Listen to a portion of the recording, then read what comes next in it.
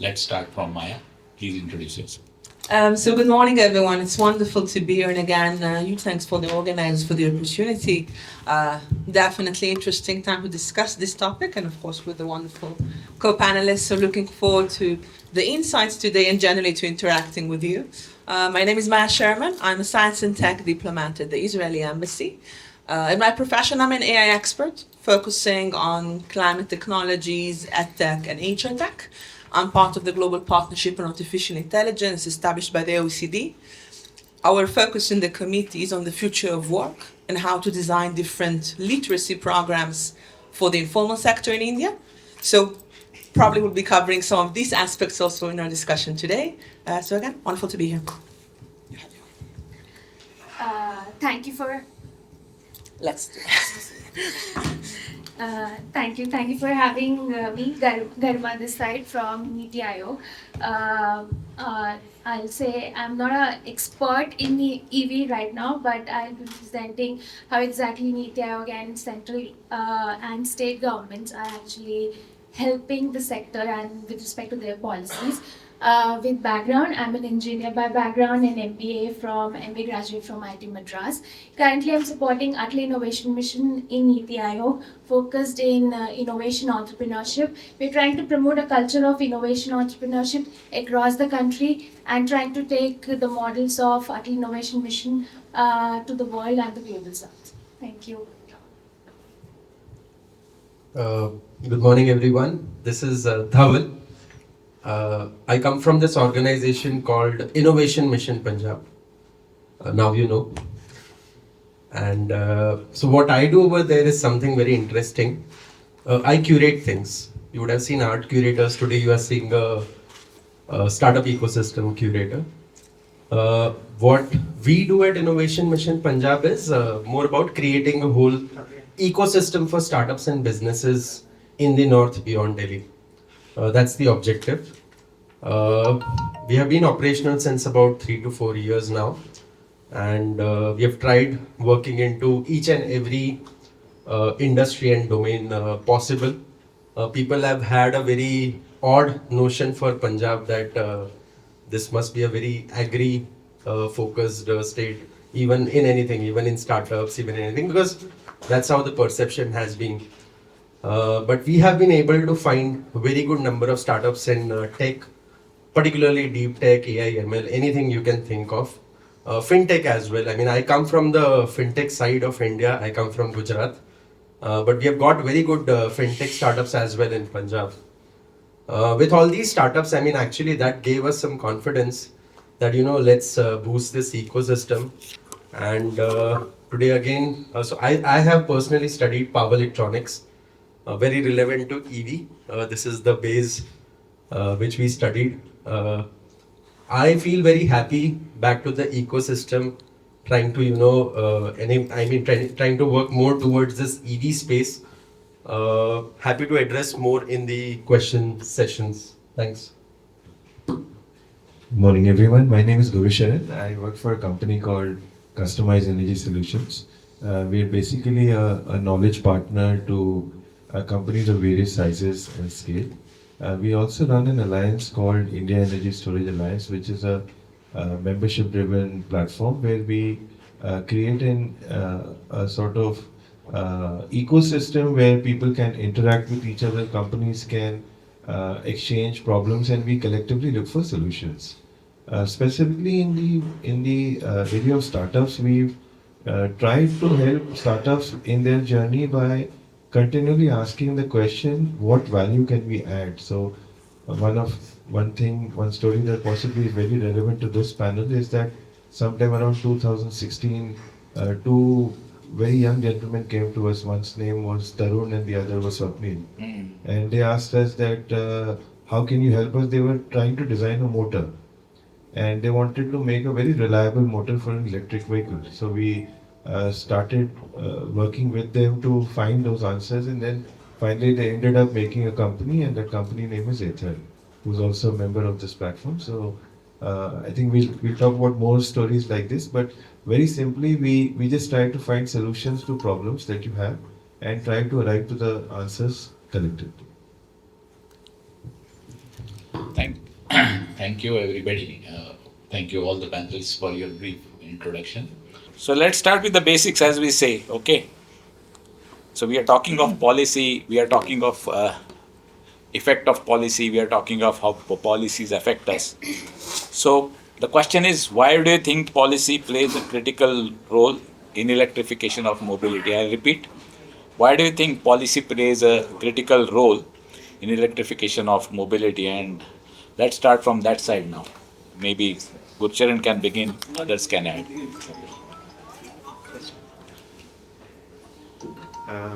Thank you for the question, sir. I think I'll do my best to answer it. I think if you look at electrification as an industry, probably the footprint of the industry is not more than 8 or 10 years old. Of course, some components of the industry have been around for a lot longer, but collectively on an aggregate, serious or let's say impactful presence in this sector has been seen only in the past 8 to 10 years. So the government policy ecosystem itself is evolving. The manufacturing environment and awareness and regulations around it also are evolving. And I think traditionally, so far, India has always been a market that has been driven by guidelines, regulations, and parameters under which you operate for ease of doing business, trust of doing business, etc. Which is why policy becomes imperative.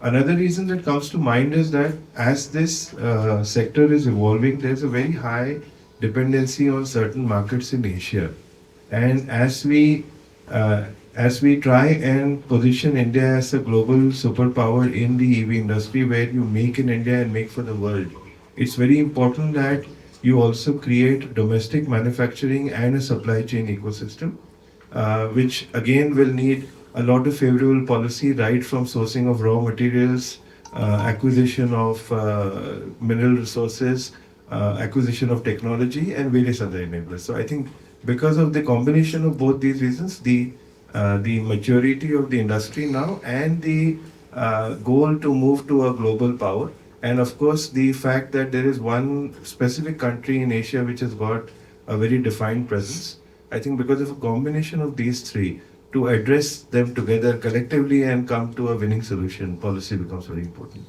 Thank you, Gurusharan. Very well said. So essentially what, I'll just paraphrase, what he's trying to say is, since EV in context of Atmanirbhar Bharat, Bharat has traditionally been guided by a guideline framework. So as an Atmanirbhar Bharat and EV becoming the hallmark, and it's a decade old, and until unless government steps in and makes policies, going forward will be difficult, and I think that's not far from reality. We have the glaring example in China. The ways and means of policy making could be questionable, we could have differing views, but the way policy framework has been put in place, and we have seen the leaps and bounds China is making. Thanks, Gurusharan. Dhaval. Thank you. So, I mean, objective of a policy, I mean, is to begin with a goal.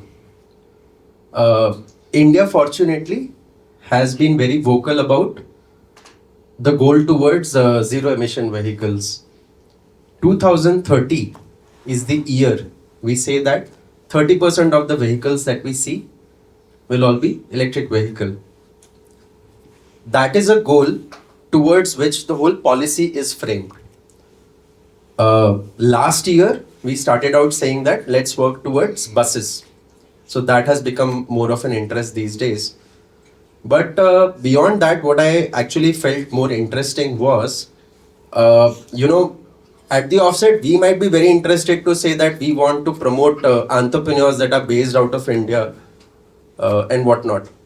But one very interesting element that Indian government has started is any person who is, any company who is working in EV in any country is open to come to India and do the business. I mean, I could refer to companies like Tesla or of the sorts. But a very good criteria they have created is, initially the problem was, so Tesla tried coming few years back, we all know that story. But then, that didn't work out. Only problem to it was very simple. Import duty was very heavy. Now, the government says very interesting thing.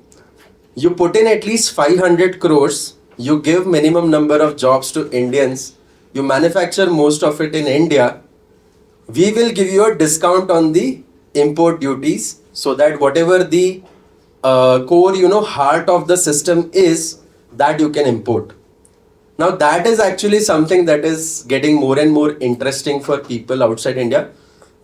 We need to accept that there are gaps in the manufacturing side of things when it comes to semiconductors or let's say controllers. There we have a very heavy dependency. This is a good opportunity for us to learn from others. I particularly use this phone called Nothing. Nothing was a company that started out of OnePlus. They manufacture in India. They are a UK based company. They manufacture in India. Advantages for Indians is to learn from companies like them, adapt to technologies like them. This is a very good intervention where policy can come into picture and create a large level impact on the ecosystem. So yes. So thanks, Dhaval. So Dhaval is saying that policy making as an interruption in creating a meaningful disruption would be a good thing to do, and that's why that has its own relevance. Garima.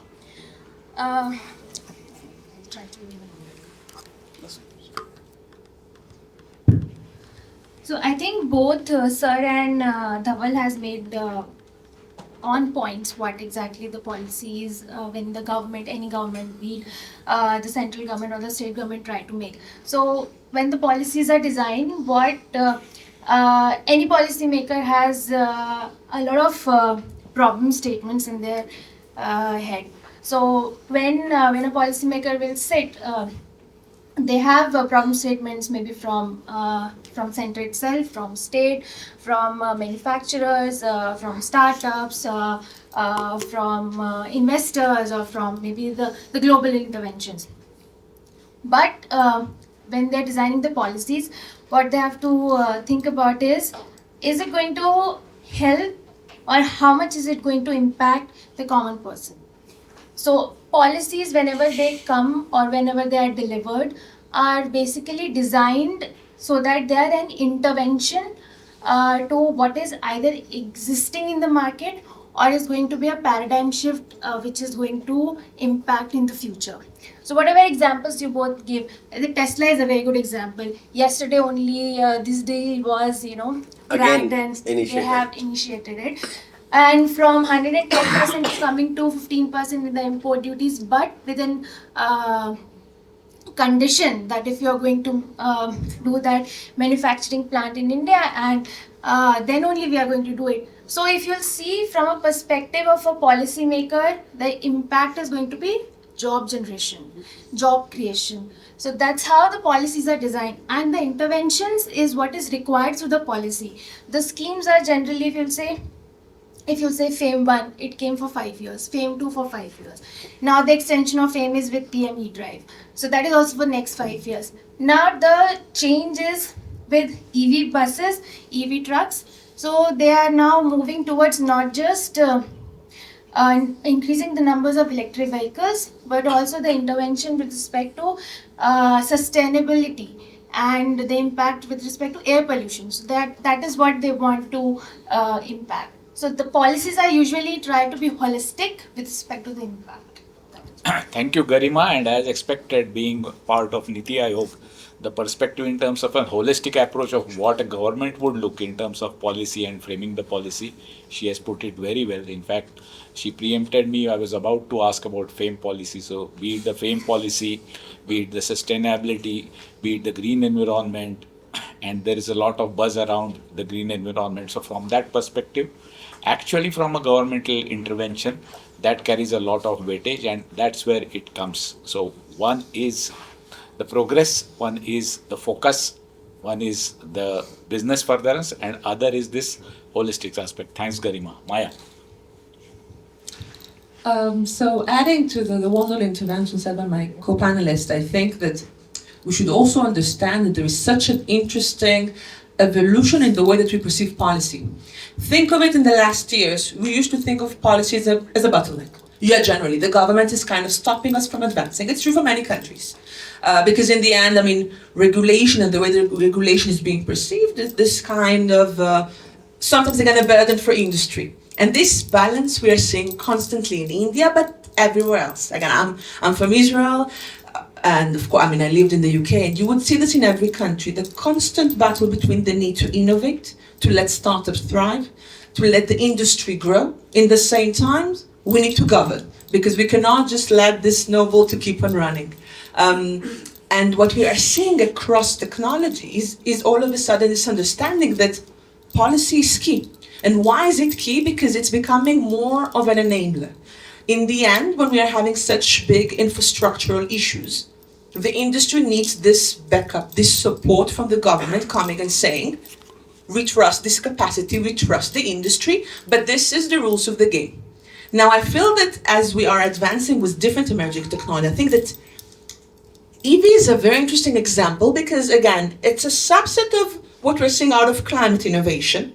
And you will see, for instance, in Europe that they're taking a much more harmonized approach, meaning it's bigger regulations. We're treating it as a bigger framework because usually the advantage of Europe has been more on the regulation side. You'll see other countries, I think I can give Israel as an example. We are very, I think quite similar to India, we are very industry driven.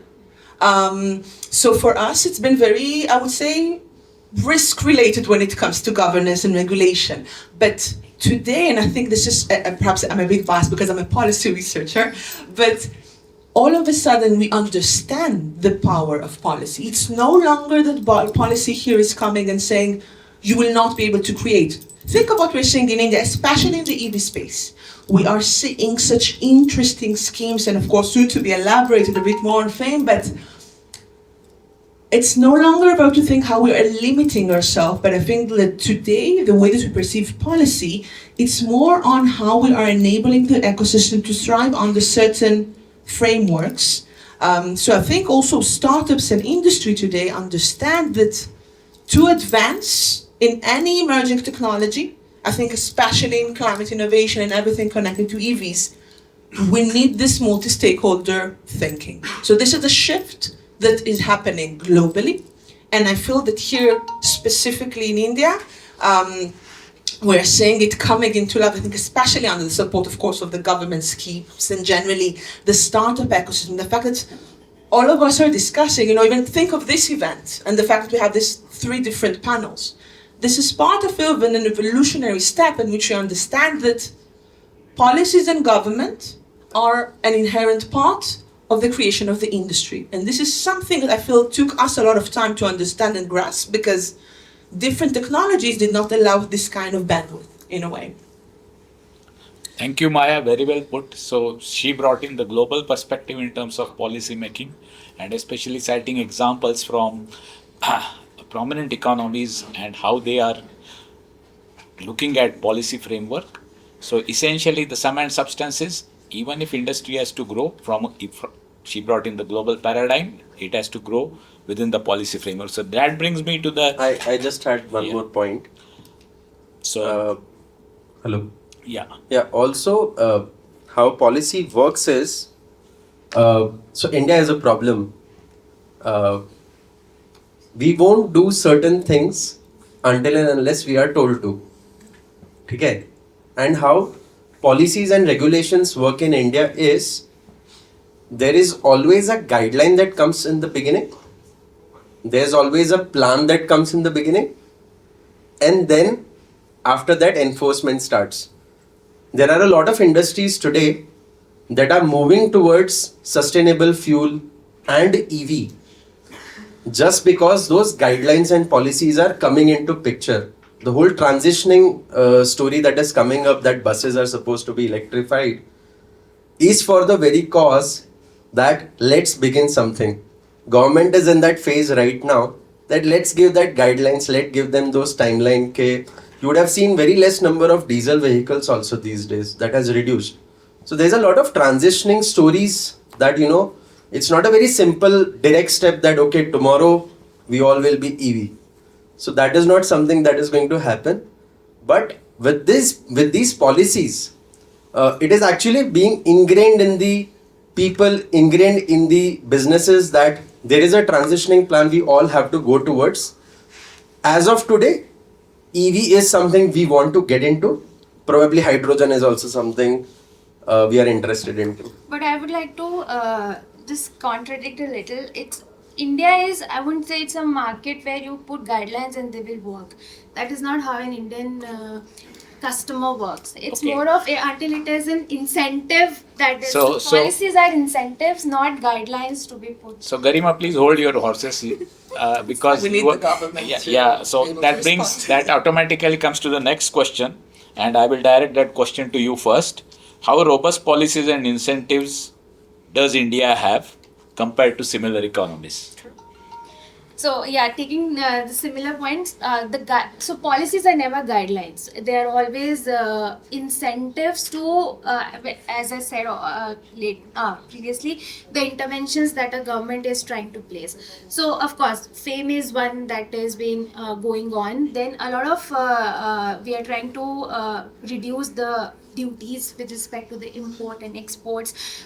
Then of course, with this, the manufacturing sector that comes to a boom, that's an added incentive that goes with the policy making. So a policy, if you'll say, EV policies are not just with respect to converting all vehicles into an EV vehicle or an EV market. It's also, you will set once an EV is coming and infrastructure is going to get built, capacity building is going to come up, a lot of experts are going to come up into the market, which are going to bring the expertise maybe from Israel, maybe from Denmark, maybe from Norway, which are already in and mature market, which have targets of maybe 2030 to become a net zero, where India has a net zero of 2070. So that margin of 50 years we have to cover. So that incentives are in line to making and compete with the mature market to make it more sustainable.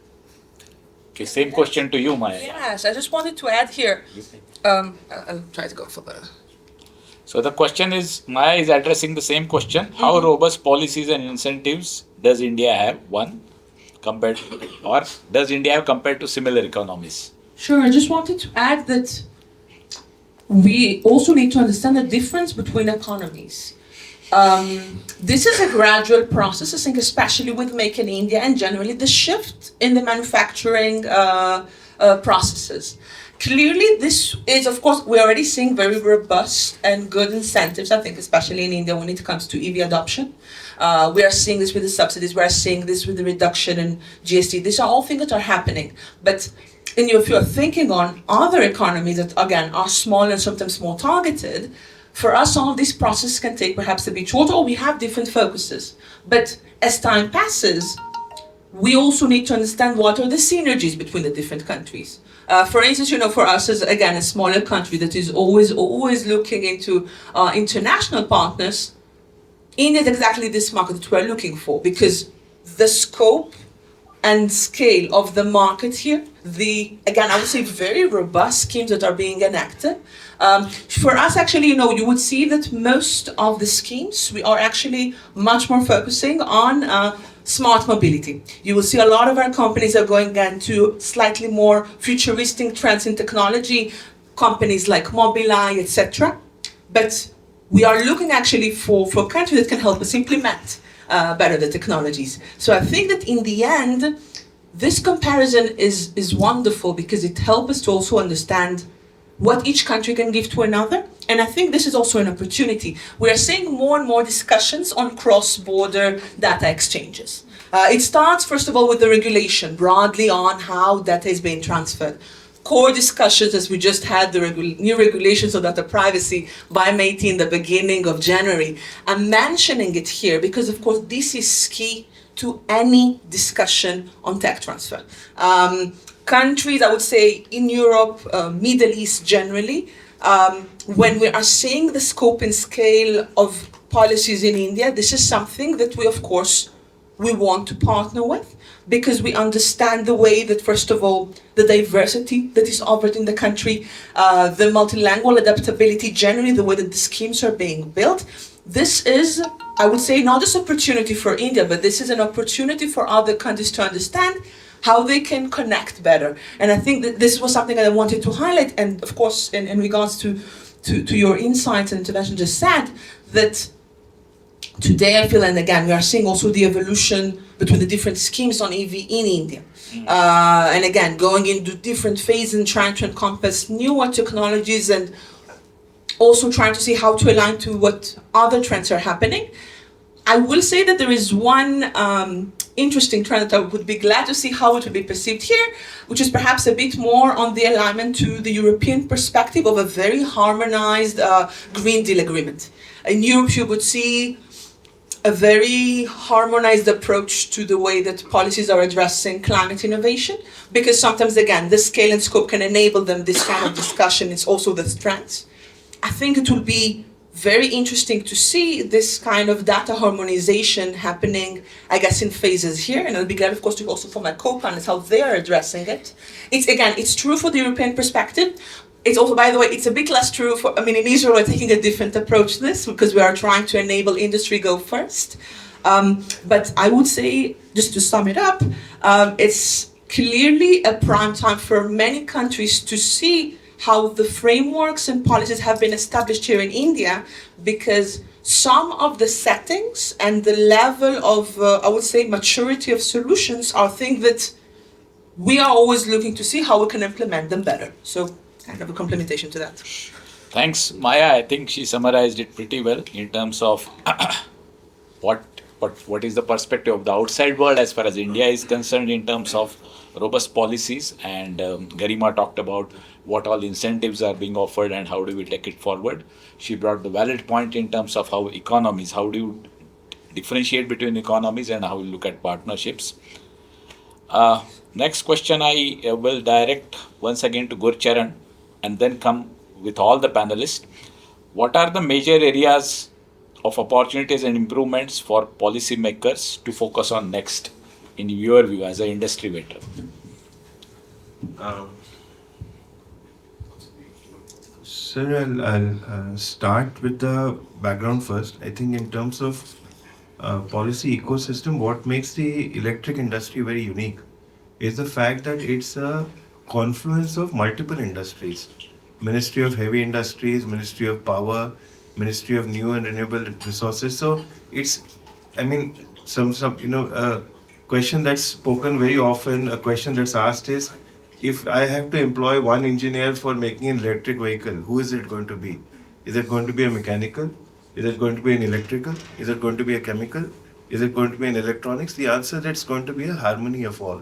And that's exactly how the regulation ecosystem is also spanning out. It is looking at experts from all these domains. So far, government policy has largely focused on creation of both demand, because India in its infancy was still finding reasons to adopt to electric mobility. It wanted a motivator to start adopting clean transport. And at the same time, they also recognized the need to create a supply chain ecosystem. I think moving forward, a few areas where policy will now focus on, not need to focus on, will now focus on, because I'm sure there's a lot of bigger minds also at play. The first is, of course, standardization. So we speak about harmonization with other countries, but today, if you see, 90% of the market is dominated by two-wheelers and three-wheelers. And the first point of connection with the grid is the charging interface. That is not harmonized across all makes. Yeah.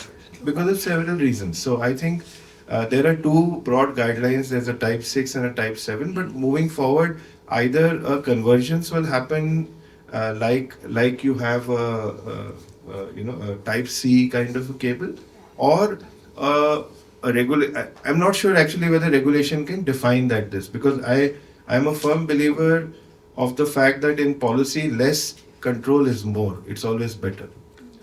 The second area, I think, is in terms of charging.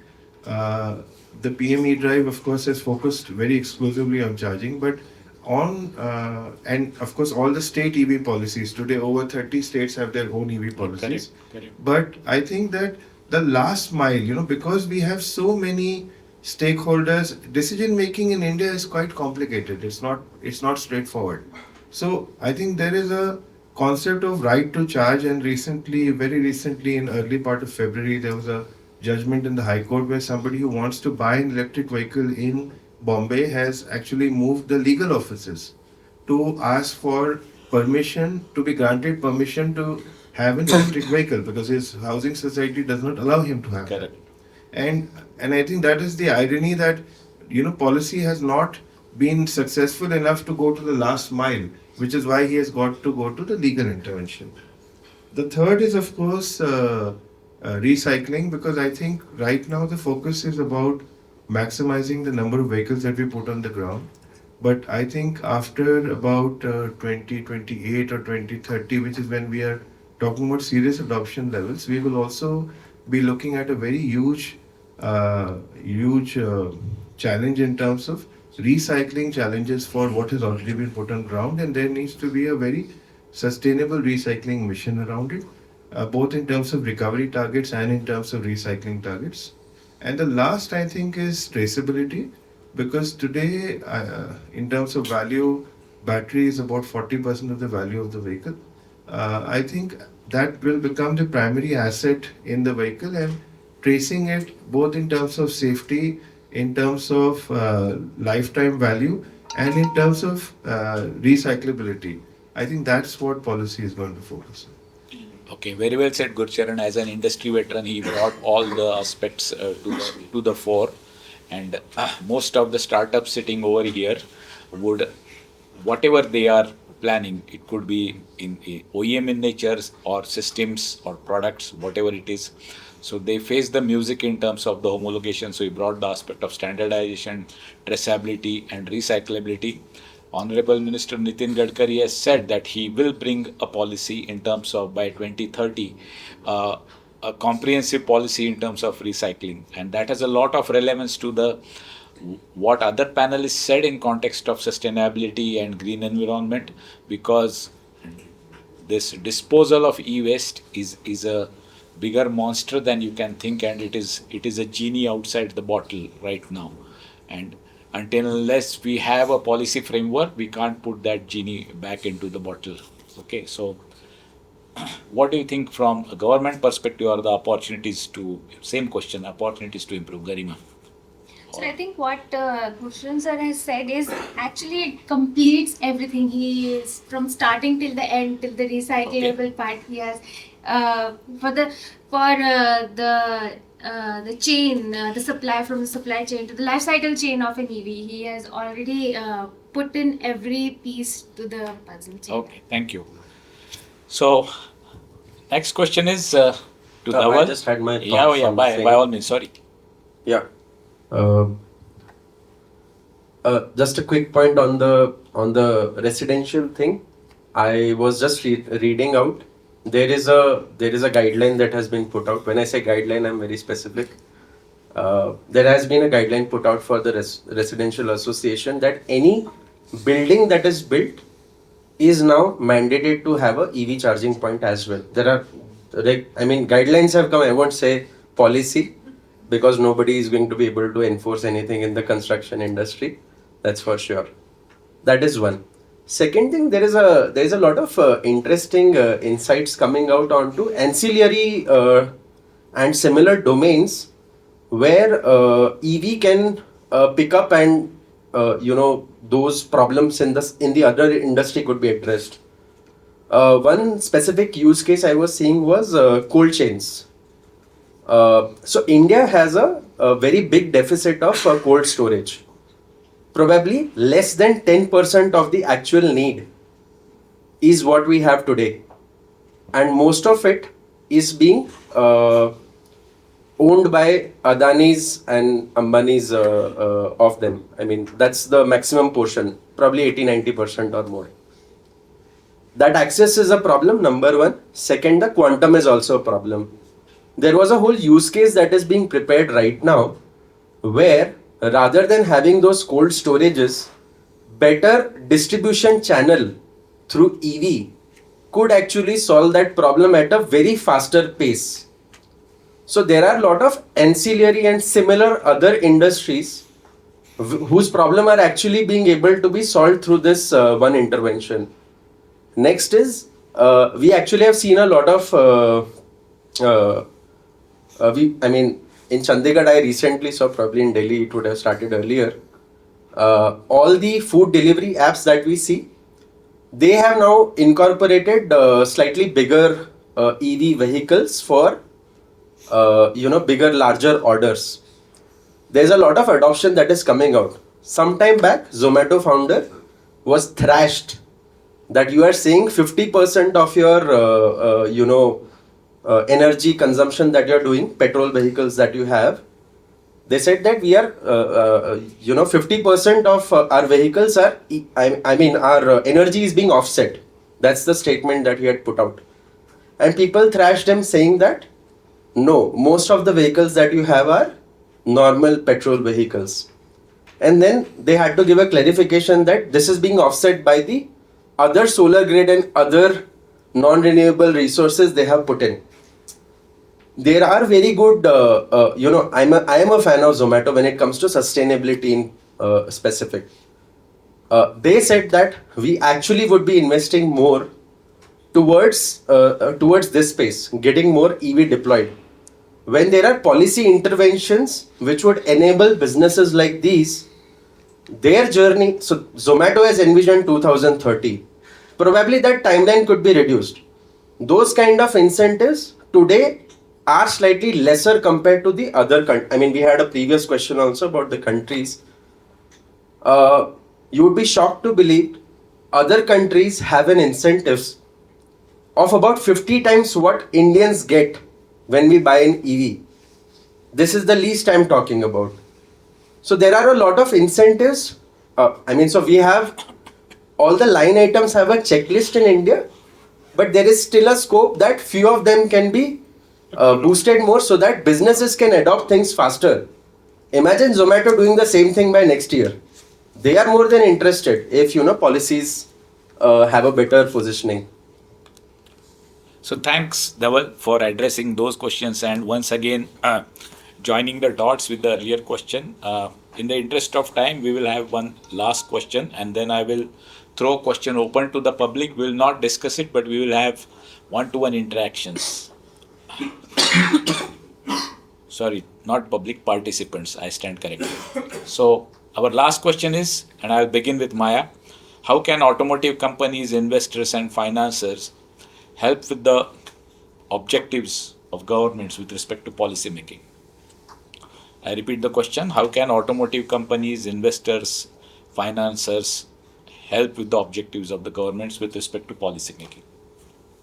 So I think that now we are in this very interesting time that, again, we are seeing more and more the collaboration and awareness of all stakeholders involved. So I'm saying this because I feel that perhaps different than previous years and previous technologies, investors, companies, generally the industry, they need to keep much more the knowledge and awareness of what's happening on the government side. It's not just the other way around. So I think that first of all, the understanding of how to better match the current schemes is key for anyone in the industry. I feel that generally also try and push more for the public-private partnerships. Of course, these are things that are also coming, of course, from the government, but generally to try and see how to be better involved in the government discussion, the policy discussions about it. And I would say, because I feel specifically, a lot of the government schemes are open for public feedback, which I think is crucial. And you don't see this in any country, that you have this kind of like given time and periods to actually give comments and submit feedbacks on regulations. We are seeing it quite a lot in the country. So I know it requires a bit of a proactive approach from the industry, but in the end, we also need to understand that we are designing a new reality for innovation to thrive, and to do that, government understanding and fluency of the schemes will be key. So I think this is one. I would also suggest trying to see, first of all, how to be able to think on, again, I guess as a foreigner, but to try and think on the cross-border data transfers and creations, meaning understanding a bit more how the current mechanisms, more than anything, to see what kind of added value what's being created here can also be complementing what other countries are currently looking for, and all, of course, in alignment with the schemes. And I think these are the main things that I would suggest in the meantime, because again, there are a lot of government schemes currently being spread, and of course, there's a lot of international demand and request to see how to be able to collaborate more. So I think this requires some proactiveness from the industry on understanding, first of all, what's being offered, how they can bring kind of like the added value into this, trying to see how they can be better parts of any private-public partnerships going forward, and more than anything, trying to match and understand global trends that are currently happening. And there are a lot of things that are happening in the international communities that I think are of great relevance for the industry here. It's true for the government, but it's very, very true for the industry. I think that everything connected to smart mobility is something that I hope to see a bit more from the industry here, because of course this is something that's going a bit more in alignment with the international community. So this is, I guess, on my perspective. Thank you, Maya. Very well said. So key takeaway is public-private partnership. So just can't resist the temptation to talk about it. So this was one thing which he then demonstrated when he was CEO of Micelio Mobility, another startup in the startup ecosystem. The Micelio startup, Micelio is probably one of the most prominent examples in India where it's a group of startups with lot of funding, and which is a rarity. So it has been funded by the Shibulal family. Who doesn't know Shibulal? He was the last of the scions of the Infosys co-founders as the CEO. Now we have a professional CEO. So when Hiten was heading Micelio Mobility as the CEO, he very successfully deployed this public-private partnership where ARI, Automotive Research Association of India, Micelio Mobility, and the subscription partners, that is all partners like you, were part of that, where there was a government grant which was given, and that helped in terms of having a testing and validation setup being done. Because imagine a scenario, there are many budding startups sitting over here. If I ask them, you test your vehicle for 2,000 hours, you test your vehicle for 2 lakh kilometers, virtually impossible. He will die by then. Okay, literally die by then. So that was one glaring example of a public-private partnership. There is another example in context of government incentives and how industry can collaborate in that context is this capital goods scheme. So maybe if Garima has any idea about that, can you throw some light on that? I'll not exactly do about capital goods scheme, but I'll give another example with respect to the science and technology, where the industry experts and the government. Can you use mic if you want? Yeah. Where the industry experts and the government actually closely work together. That was the National Deep Tech Policy. Okay. So for the National Deep Tech Policy, the PSA office actually put out the draft of National Deep Tech Policy and asked for the comments from the whole the industry, from the startups, the international comments on the whole consortium of the deep tech and whosoever be the benefiters and the stakeholders of the policies. So that interaction, which now if I'll say the other side of the policy, the benefiters are more aware of what they want, and they are actually conveying it to the governments that this is what we want. Like sir exactly said about when you will put the batteries, you will put a lithium-ion battery, it is replaceable. But what will happen after 10 years? How are you going to recycle it? That awareness, if it is the people who, like experts like them, that who are going to tell the government that this is the next level problem. And that's how we are also NITI actually, with respect to the FAME and the PM drive. We had 4 consultations with the 4 ministries which are working with NITI for leading this drive. The 4 consultation had industry stakeholders, the startups and the investors. They all had done this consultation, and the policy changes that are going to happen or are currently going, the incentives that are going to go out, that are all going to come out of that public-private consultations. So that is how we want to engage. Thank you, Garima. Dhaval? Could you repeat the question? It said how industry Just and automobile industry and investors can be incentivized. no. No, not the incentivization. How will they play a role? Right. Or like them to support the government. Yeah. How the other side can support the government. So I'll repeat the question Yeah. for you and for the participants at large. How can automotive companies, investors, and financiers help with the objectives of government with respect to policy making? Got it. Okay. There's a lot of gap that we talked about ever since in terms of manufacturing. There's a lot of gap where it is coming out. I mean, I actually met a very interesting person yesterday. I'm not able to track him, that's the problem. He said that, so they make powertrains and a technology very similar to BLDC, but something that they have innovated on. Today, if a technology like that can be promoted, already there are regulations towards preferring Indian technologies, indigenous technologies. There's a lot of investment also that is sitting to support innovations like these. I mean, my 2 cents right now is that the whole manufacturing space is the space where a lot of people are interested also. A lot of people are building also. I mean, platforms like these become a very good gelling point where that, mobilization can happen. So that's my thought. Gurusharan, your thoughts to sum up. Sir, I feel automotive companies have a very big role to play. In fact, when I visit events like this, and I have to thank Hitenji for this and yourself as well, is that you see so much enthusiasm and vigor in the room. There are people who are out there to make a difference. And if I have to statistically understand the impact of people in this room and people like with this mindset, you just need to look at the sales figures for the top 10 OEMs. And there's something that is common in all of them. 7 out of 10 of them have 3 things in common. And all of you will be very happy to know that. These 3 things are, 7 of them never have had any manufacturing experience. And they're taking on titans in the industry and they're winning against them. Second is, 7 of them have never had any electric vehicle experience. And the third is, 7 of them have never had any automotive experience. But still, they have got into an industry which is a high entry barrier industry, and they have won.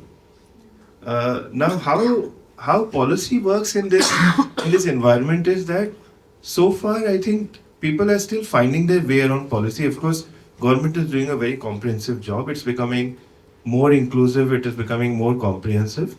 But moving forward, we see that getting closer to the ground. Dhaval spoke about buses.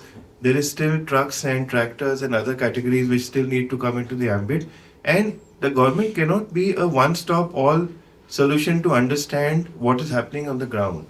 So they need consultations. In fact, NITI Aayog is built on the principle of consultation. MHI very recently constituted 10 subcommittees to understand what is required in the EV space. So I think the paradigm is definitely changing. Government is willing to listen, and there needs to be a focused way of giving this feedback. In fact, I met a very interesting member at this forum who has built a working business model out of refurbishing. I think refurbishing also is something that can be brought up as a conversation in the policy circles. The second point is that from a beneficiary level, one is what you give, the second is what you get. So Garima spoke about Atal Mission, then there is ANRF, Anusandhan. There are a lot of government missions which are launched, and possibly on-ground awareness of what these missions can do or how can they benefit or play along with the cause that these companies are working on. That needs to be more positively advocated, because I think that it's a two-way cycle. When we give in terms of information, we will get more comprehensive, more robust, more inclusive policy. What we will get is that already the policies that have been launched, if we are able to further broad base their reach, I think the impact will be multiplied. Thank you, Gurusharan. So as always, he has been very focused and comprehensive in summarizing things. I thank him for that. So we all know what have been the takeaways. I thank all the panelists for sparing time and being here. At the cost of sounding formal, let me thank them. And we will now take our seats, but just as I said, just one food for thought, which is more not from the investor's perspective, but more from the EV community perspective. Today, homologation is, so you have ARI, you have ICAT, and you have GCL, the three major agencies. Homologation is majorly guided by the industry which has been successful with a 100-year track record, mainly the internal combustion engine industry.